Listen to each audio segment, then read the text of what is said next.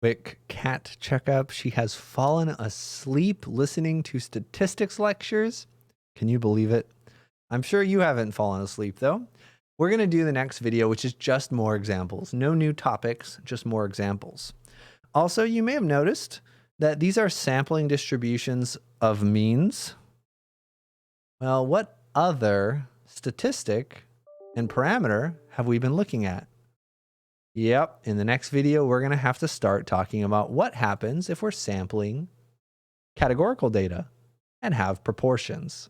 So you got that to look forward to, but here, this is nothing new. And don't worry, the proportion stuff is very similar. So in the last video, we did an example for what happens if the population was normally distributed.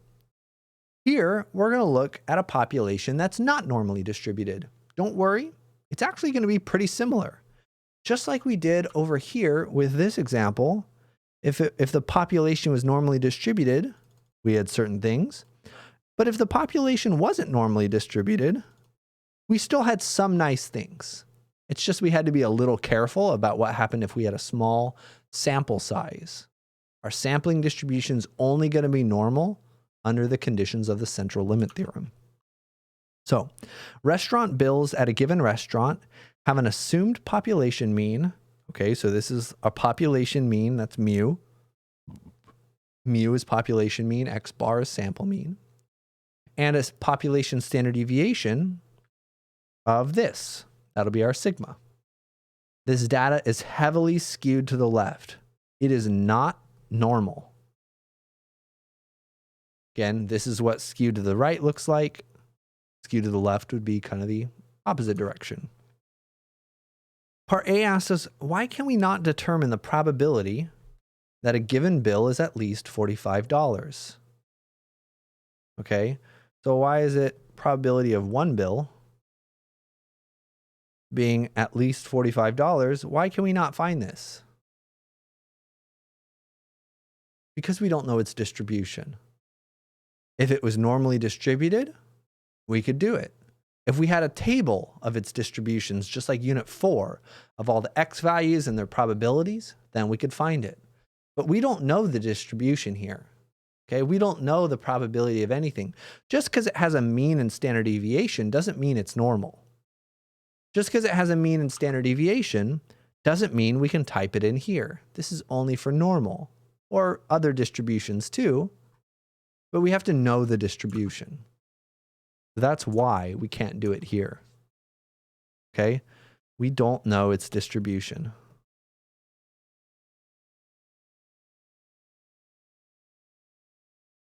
But there's some good news. We have more bad news first, but stay patient for some good news. Well, let's look at letter B. Can we estimate the probability that the next 5 bills, again, 5 bills, that's a sample of 5 bills. Can we estimate the probability that the next 5 bills will average at least 45? So here we're saying, can we look at one bill being 45? We don't know the population distribution, so no, we can't. But what if we look at an average of 5 bills? Well, can we do it? We need 3 conditions, just like we talked about before, right? In order to model something with a normal distribution, we need independence, randomization, and a sample size condition. So, do we have those 3 things? Do we have independence, randomization, and sample size conditions? Well, we can assume that the 5 bills are independent. They're going to be different parties of people.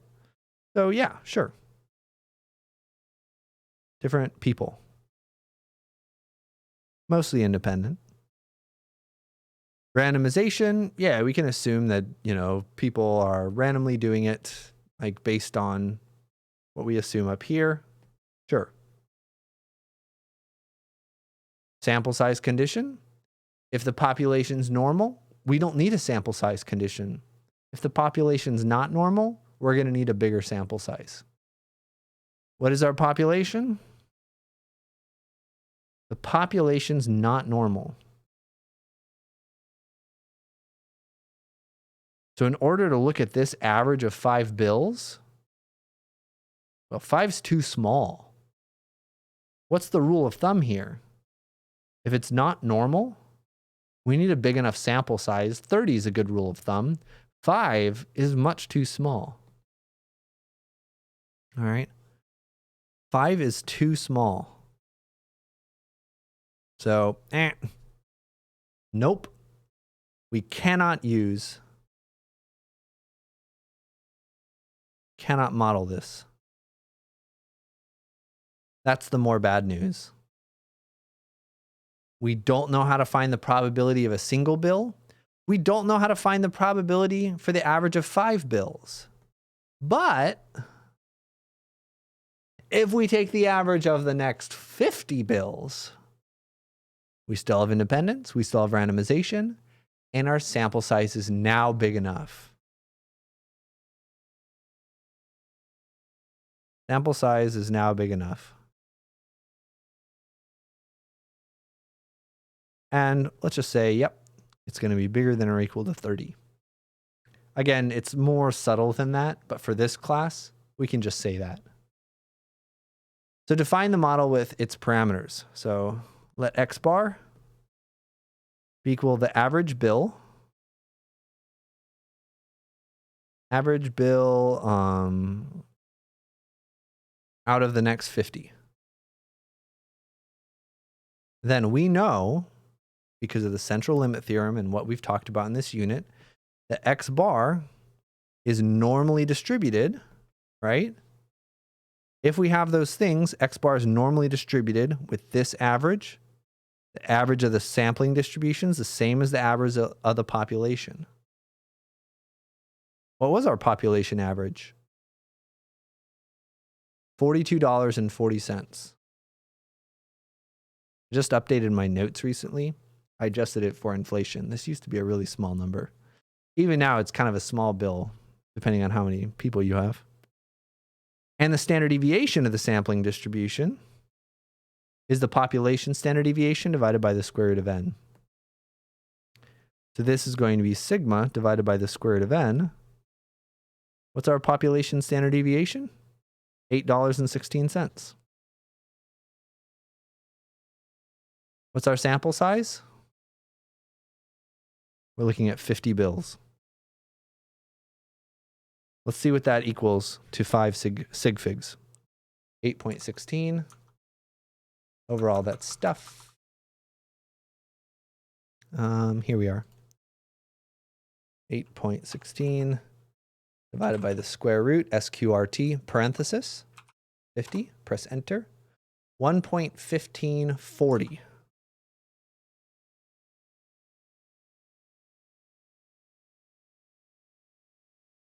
Now you might say, wait, Jason, why did you round that way? Because we have to round to 4 decimal places, so these 4. But the 5th one is a 9. So it rounds the 4th decimal up 1. So if this 9 gets rounded up, it becomes a 0, and this becomes a 4. All right. So that is our sampling distribution. We can model it with a picture. The average should be about 4240.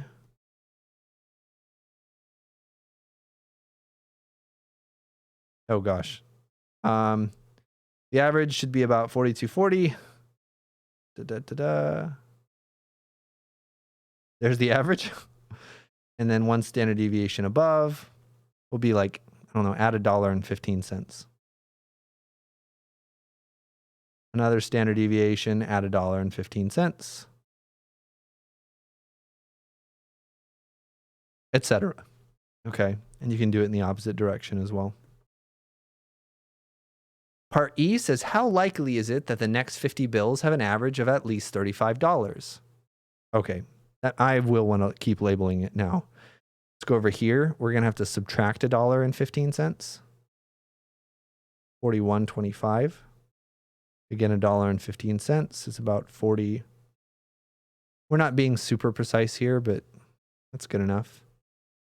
And this will be 38.95, I think.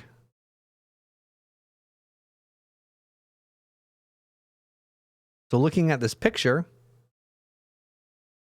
we're almost guaranteed this.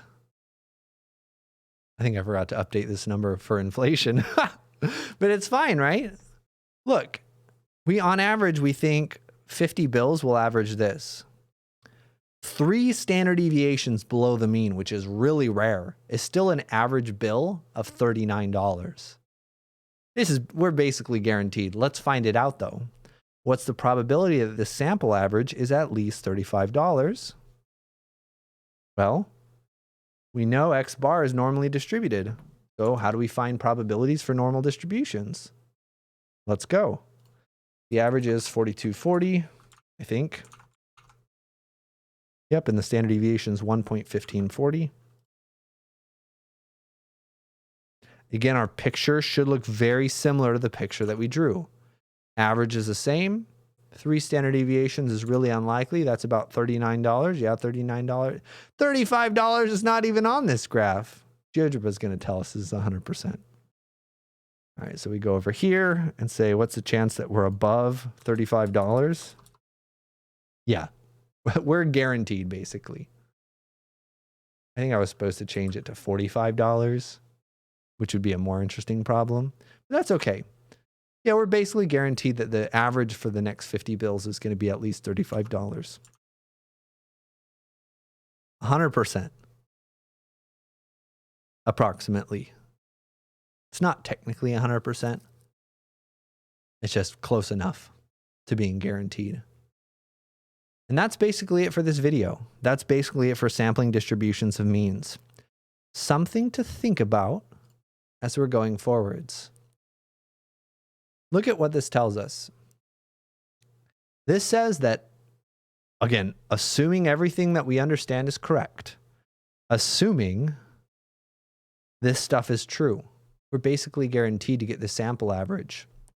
So what happens if you work at this restaurant and you look at 50 bills and you see that the average bill was $35?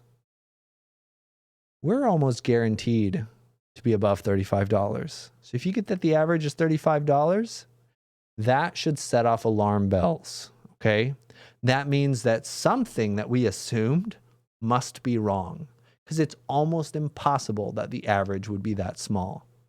But that's Unit 8, which is, again, my other favorite section. Also difficult. Unit 6 is very difficult, so if you're struggling, don't worry.